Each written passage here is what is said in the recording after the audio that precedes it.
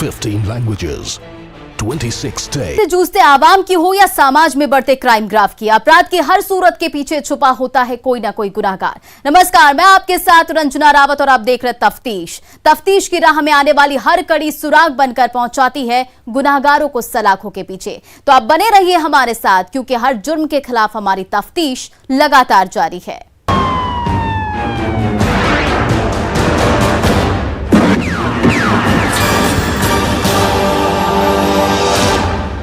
वैशाली में ऐसा क्या हुआ कि दो पक्ष के लोग एक दूसरे के जान लेने पर उतारू हो गए। देखते ही देखते पूरा इलाका जंग के मैदान में तब्दील हो गया। पत्थरबाजी और फायरिंग होने लगी। क्या है पूरा मामला, इस रिपोर्ट में देखिए। वैशाली में दबंग दिखे बेखौफ, दुश्मनी में दिखाया बंदूक का धौंस। फायरिंग और पत्थरबाजी में 2 जख्मी।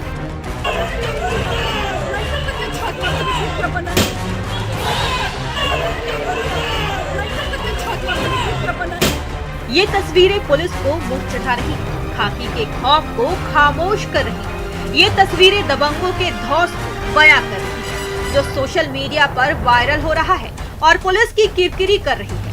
पत्थरबाजी और फायरिंग की ये तस्वीरें वैशाली के बिदुरपुर के इस्माइलपुर की है, जहां आपसी दुश्मनी को लेकर 2 पक्षों में जमकर पत्थरबाजी और फायरिंग हुई है। वीडियो में साफ दिखाई दे रहा है कि दोनों पक्षों के बीच पत्थरबाजी हो रही है। वहीं इस दौरान एक शख्स बंदूक तानकर दूसरे पक्ष के लोगों को मारने के लिए दौड़ रहा है, तो दूसरा पिस्टलबाज पिस्टल की धौंस दिखा रहा है। वहीं एक तीसरे शख्स ने हाथ में तमंचा थामे रखा है। दोनों पक्ष के लोग एक दूसरे के खून के प्यासे दिख रहे हैं। इस दौरान फायरिंग में एक महिला को गोली लग गई है, जिसे इलाज के लिए अस्पताल में भर्ती कराया गया है, जिसकी तस्दीक ये तस्वीर कर रही है। वहीं पत्थरबाजी में एक बुजुर्ग भी घायल हुआ है। घटना के बाद दोनों घायलों को सदर अस्पताल में भर्ती कराया गया है। घायल बुजुर्ग के मुताबिक आपसी दुश्मनी को लेकर पत्थरबाजी, मारपीट और फायरिंग की गई, जिसके बाद इलाके में खौफ का माहौल कायम हो गया है। इस खौफनाक वारदात के बाद मौके पर पहुंची पुलिस मामले की छानबीन में जुट गई है, लेकिन अभी तक इस मामले में किसी की गिरफ्तारी नहीं हुई है।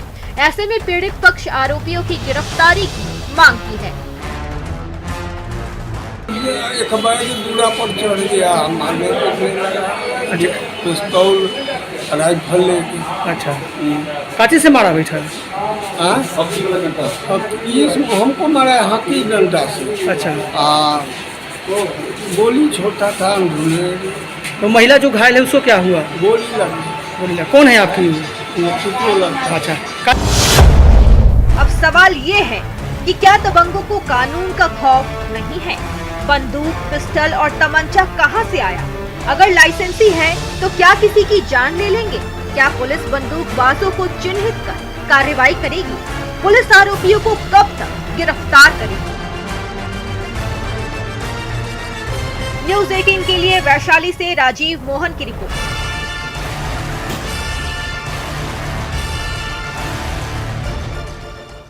पूर्णिया में जमीन के टुकड़े का विवाद ऐसा गहराया कि नजदीकी रिश्तेदार एक दूसरे के खून के प्यासे हो गए। सरेआम लाठी और डंडे से वार किया गया, जिसमें कई ग्रामीण को चोट लगी।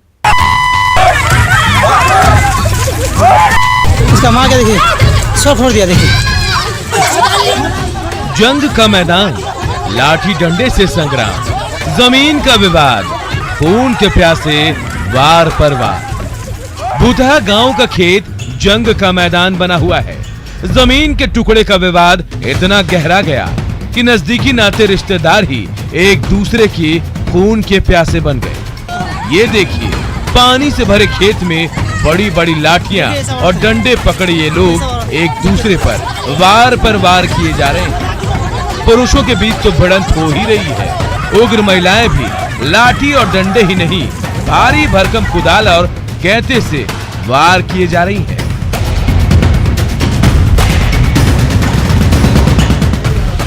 इस मारपीट में कई लोगों को चोटें भी आई, जिन्हें बायसी और पूर्णिया के अस्पताल में भर्ती कराया गया था अपना जमीन में आग बांधने के लिए।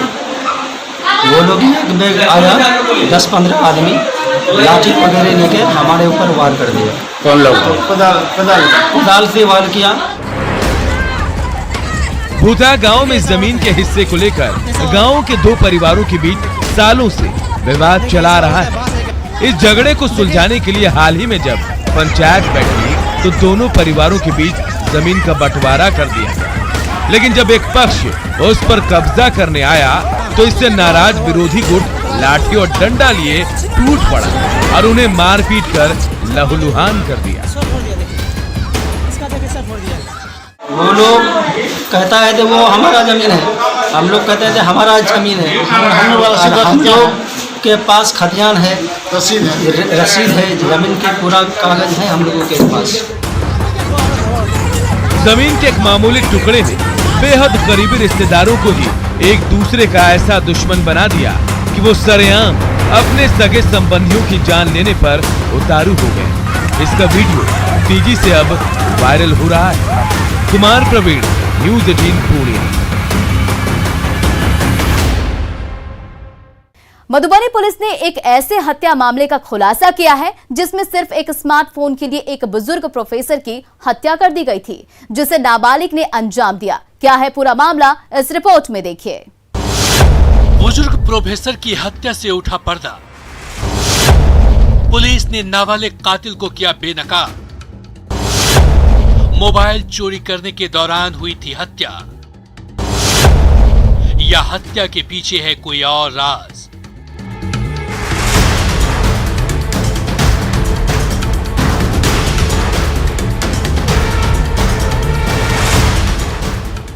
क्या कोई सिर्फ स्मार्टफोन के लिए किसी की हत्या कर सकता है? तो जवाब होगा हाँ, क्योंकि इस कलयुग में कुछ भी हो सकता है। इंसानियत इतनी गिर गई है कि इसके सामने जान कुछ भी नहीं है। लोग आलू प्याज की तरह काट कर लोगों को मौत की घाट उतार रहे हैं। कुछ ऐसा ही हुआ है मधुबनी में, क्योंकि पुलिस ने जो खुलासा किया है वो इसी बात की ओर इशारा कर रहा है। 6 जून को हुई बुजुर्ग प्रोफेसर की हत्या मामले में पुलिस ने सनसनीखेज खुलासा किया है। सदर एसडीपीओ के मुताबिक राजनगर थाना क्षेत्र के बन्हा गांव निवासी प्रोफेसर विजय शंकर झा की हत्या गांव के ही 16 वर्षीय लड़के ने की थी।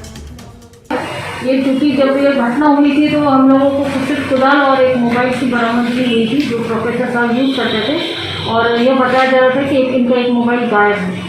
और इस घटना के उद्भेदन के बाद इन लोगों की मेहनत के कारण ये घटना उद्भेदित हुआ, और उसमें हम लोग एक बालक, विधि विरुद्ध बालक को भेज रहे जिसने इस घटना को किया था, और उसी गांव का ही था जिसे वो प्रोफेसर को पहचानते थे। पुलिस का कहना है कि आरोपी ने मोबाइल फोन के लिए प्रोफेसर की हत्या कर दी। वैज्ञानिक अनुसंधान और टेक्निकल सेल की मदद से पुलिस जब मामले की तह तक पहुंची तो पुलिस को एक ऐसा सुराग हाथ लगा जो सीधे आरोपी तक पहुंचा दिया। पुलिसिया तफ्तीश में पता चला कि गांव का एक नाबालिग प्रोफेसर विजय शंकर झा का स्मार्टफोन इस्तेमाल कर रहा है। जब तक पुलिस दबिश देती तब तक आरोपी गांव छोड़कर दिल्ली निकल गया था, लेकिन जैसे ही वो गांव आया पुलिस ने उसे हिरासत में ले लिया। कार्रवाई के लिए अन्य बिंदुओं पर हम लोग छानबीन कर रहे हैं और भी कोई तथ्य आएगा तो उसको 6 जून की रात आरोपी मोबाइल चोरी करने की मंशा से प्रोफेसर के घर में घुसा था। इसी दौरान प्रोफेसर विजय शंकर झा की नींद खुल गई और उन्होंने जब उसे पकड़ने की कोशिश की तो आरोपी ने उसी कमरे में रखे कुदाल से प्रोफेसर पर हमला कर दिया, जिससे उसकी मौत हो गई। मृतक की पत्नी का पहले ही निधन हो चुका है। बच्चे दिल्ली में रहते हैं, लेकिन जिस तरह से हत्या को अंजाम दिया गया है वो भी सिर्फ एक स्मार्टफोन के लिए, वो बार बार खटक रहा है और कई सवाल खड़े कर रहा है, क्योंकि राजनगर के बीएसजे कॉलेज में पदस्थापित भौतिकी विज्ञान के प्रोफेसर विजय शंकर झा कुछ ही महीनों में रिटायर्ड होने वाले थे। फिलहाल पुलिस सभी बिंदुओं को ध्यान में रखते हुए मामले की तफ्तीश कर रही है ताकि हत्या के पीछे की असली वजहों को सामने लाया जा सके। न्यूज़ 18 के लिए मधुबनी से अमित रंजन की रिपोर्ट।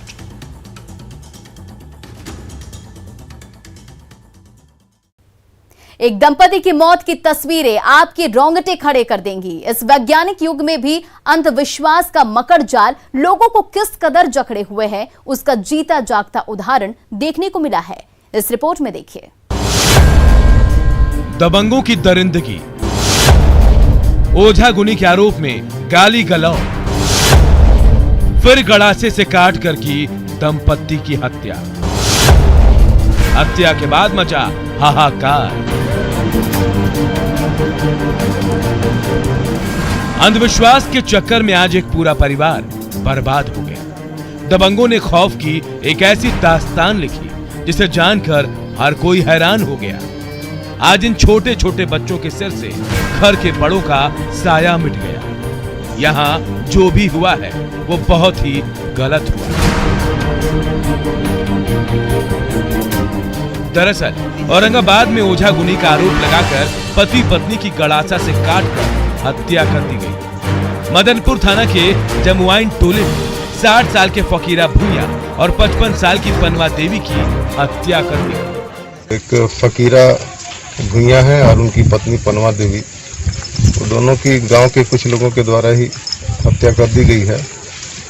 कारण वही बता रहा है लोग कि भूत लगा दे रहा था, तो ओझा गुनी का टाइप का।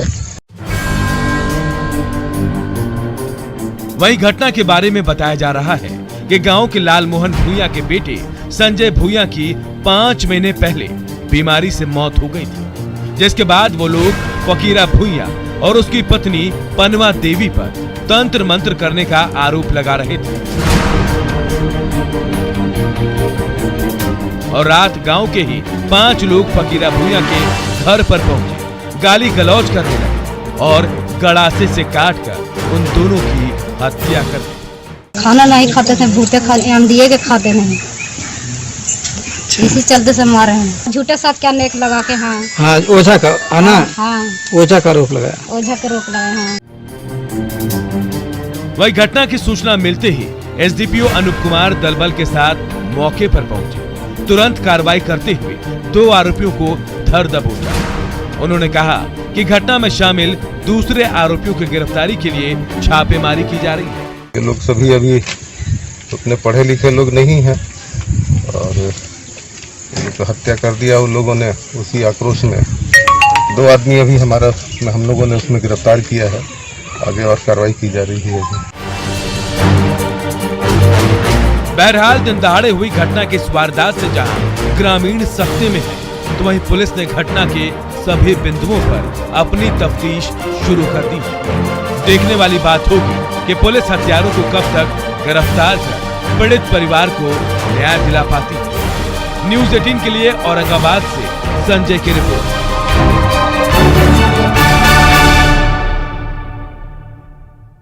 अब वक्त हो चला एक छोटे से ब्रेक का। ब्रेक के बाद हम जल्द हाजिर होंगे।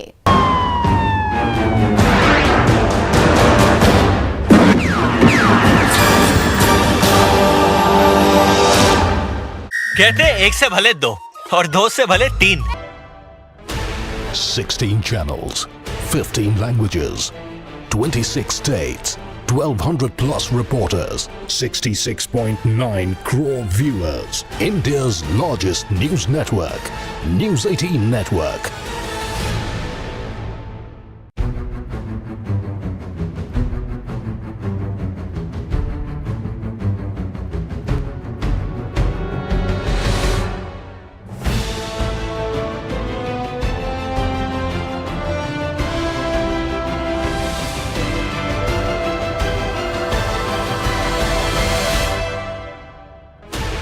Sixteen channels, 15 languages, 26 states, 1200 plus reporters, 66.9 crore viewers. India's largest news network, News 18 Network.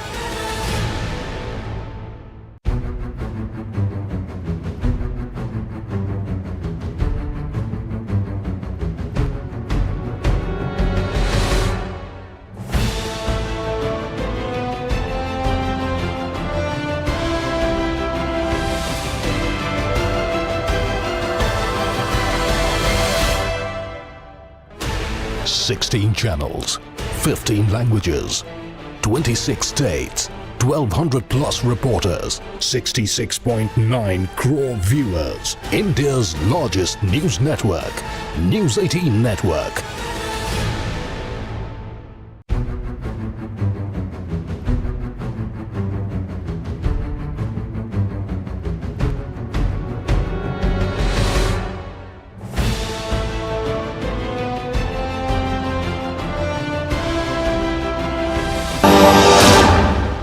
Break के बाद एक बार फिर से आपका स्वागत है।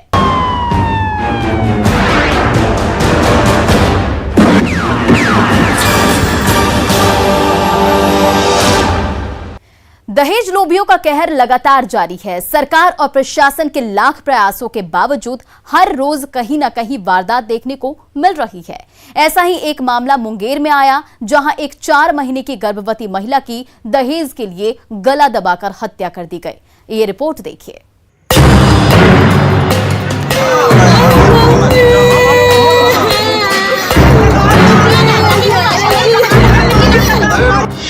गर्भवती महिला को मार डाला,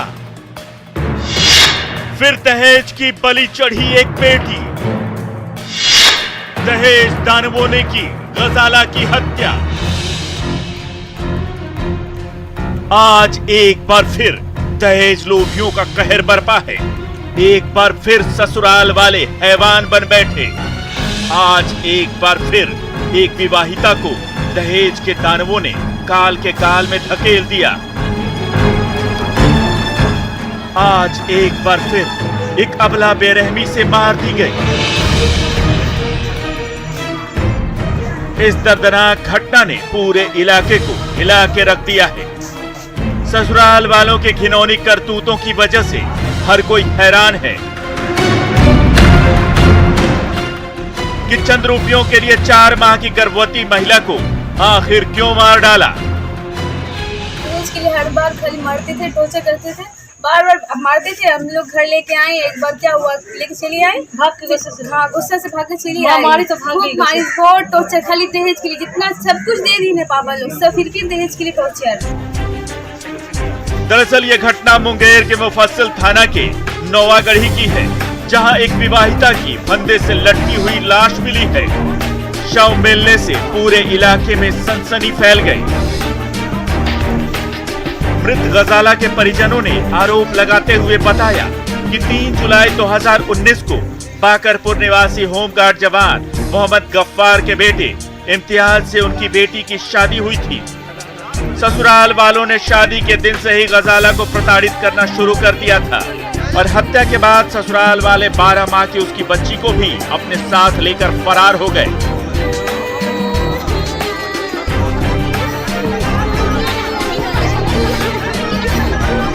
मृतका की बहन के मुताबिक अभी गजाला के पेट में 4 महीने का बच्चा भी था, लेकिन उन दरिंदों ने फिर भी उसकी हत्या कर दी। कौन कौन लोग टॉर्चर करता था? उनकी पूरी सास ससुर, उनका दूल्हा, उनका देवर लोग। देवर क्या करती? मारती थी। ननन कहाँ रहती थी? ननन एक तो यहाँ रहती मुबारक चौक में, एक तो नौवागढ़ी में। अभी फिलहाल पुलिस उसको पकड़ना चाह रही है, देवर को भाग के यहाँ घर बनाई से। देवर क्या करता था? देवर भी इलेक्ट्रिशियन है।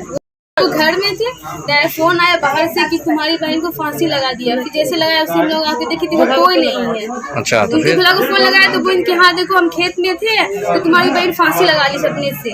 अच्छा, फिर हम लोग आके देखे तो कोई नहीं है। घर वाले सब कहाँ? कोई नहीं है, सब भाग गए। बच्ची भी छोटी सी है। कितने साल की बच्ची को लेके चले? अभी हाँ 1 साल होने वाला है। 1 साल की बच्ची को लेके चले। और फिर 4 महीने का बच्ची है, बेड में है। मुफस्सिल थानाध्यक्ष कौशलेंद्र कुमार ने घटना की जानकारी देते हुए बताया कि शव का पोस्टमार्टम करवाया जा रहा है। पोस्टमार्टम रिपोर्ट में जो भी बातें सामने आएंगी उसके आधार पर आगे की कार्रवाई की जाएगी और इस घटना में जो भी लोग शामिल हैं उन्हें गिरफ्तार किया जाएगा। बाकी इंक्वेस्ट कर लिया गया है, पोस्टमार्टम के बाद स्पष्ट हो पाएगी। क्या समझ में आता है, हत्या या आत्महत्या कुछ समझ में आ सका है क्या? ये तो पोस्टमार्टम के बाद ही पता चल पाएगा। हाँ। शरीर पर कहीं भी कटे खोटे का निशान नहीं है, चोट के निशान है। जी, चोट के निशान थे, चोट के निशान है। हाँ, वहाँ के अनुसंधान के बाद इनके परिजन क्या बताए? परिजन बताए हैं कि मार दिया गया है जी, परंतु जो भी स्पष्ट स्थिति है वो पोस्टमार्टम के बाद ही। बहरहाल इस घटना से पूरे इलाके में सनसनी है।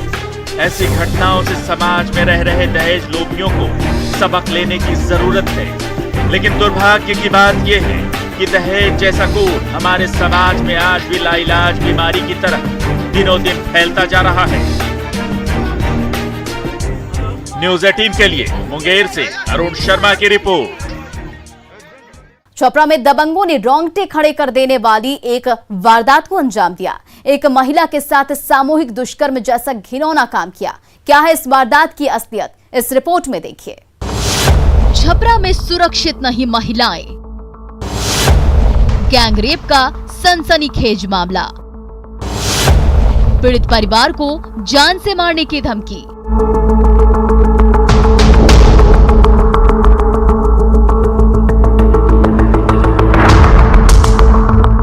क्या कोई इंसान इतना वहशी भी हो सकता है कि अपनी हवस को पूरा करने के लिए कुछ भी कर सकता है? इंसान इस तरह की घटना को कैसे अंजाम दे सकता है, जिसे सोचकर ही रूह कांप जाए।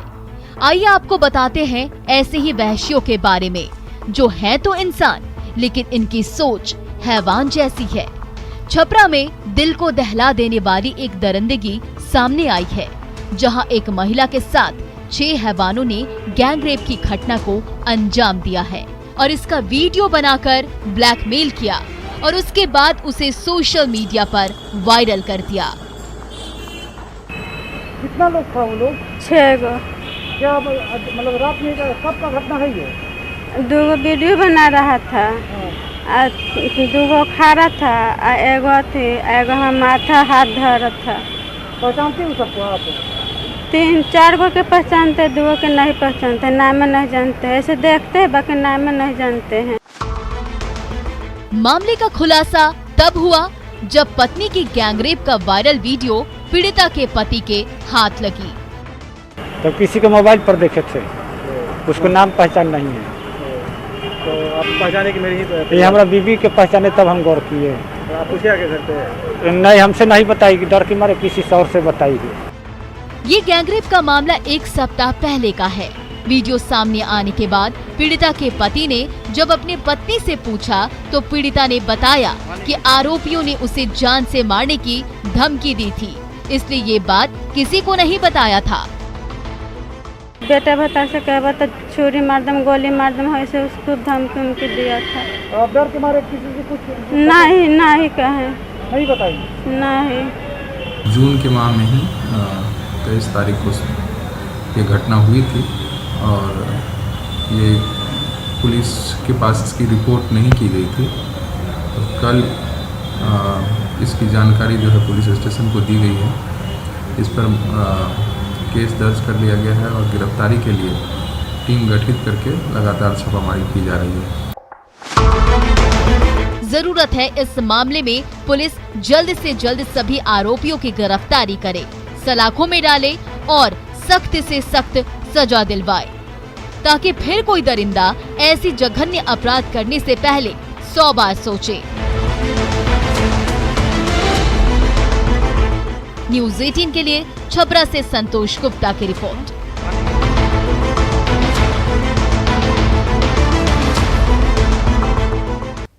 अपराधी चाहे लाख शातिर हो, तफ्तीश की दिशा अगर सही है तो बच नहीं सकता कोई गुनाहगार सलाखों के पीछे जाने से। तो पुलिस चाहे सोई हो, मुजरिम चाहे कोई हो, आप बने रहे हमारे साथ, क्योंकि हर जुर्म के खिलाफ हमारी तफ्तीश लगातार जारी है।